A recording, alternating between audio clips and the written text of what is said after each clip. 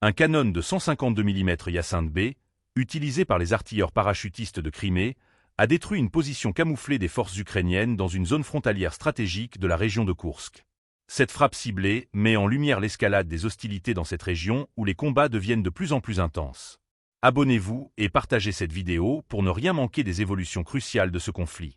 L'artillerie des parachutistes de Féodosia, une unité bien connue pour sa précision et son efficacité, mène des opérations d'une intensité exceptionnelle.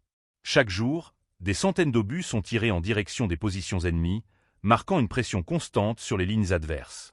Ce rythme soutenu démontre non seulement l'importance stratégique de ces frappes, mais aussi l'ampleur des ressources mobilisées par les forces russes pour contenir et repousser les offensives ukrainiennes.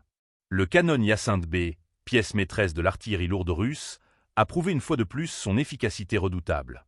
Capable d'atteindre des cibles à une distance considérable, il joue un rôle clé dans la neutralisation des positions ennemies, qu'elles soient fixes ou mobiles. Dans ce cas précis, le camouflage des forces ukrainiennes n'a pas suffi à échapper à la surveillance et aux frappes de l'unité d'élite de Crimée. Selon des sources proches de l'état-major russe, cette opération s'inscrit dans une série de contre-mesures visant à déstabiliser les lignes de front ukrainiennes et à réduire leur capacité à mener des offensives prolongées.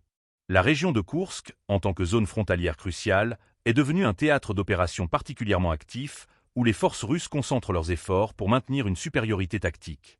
Les parachutistes de Féodosia, réputés pour leur endurance et leur expertise en terrain difficile, se retrouvent au cœur de ces affrontements.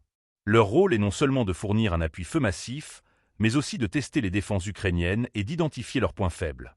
Les centaines d'obus tirés quotidiennement reflètent non seulement la capacité logistique de ces unités, mais également leur volonté de maintenir une pression incessante sur les positions ennemies. Dans un contexte où la guerre d'artillerie joue un rôle déterminant, ces frappes ciblées illustrent la complexité et l'intensité des opérations militaires en cours.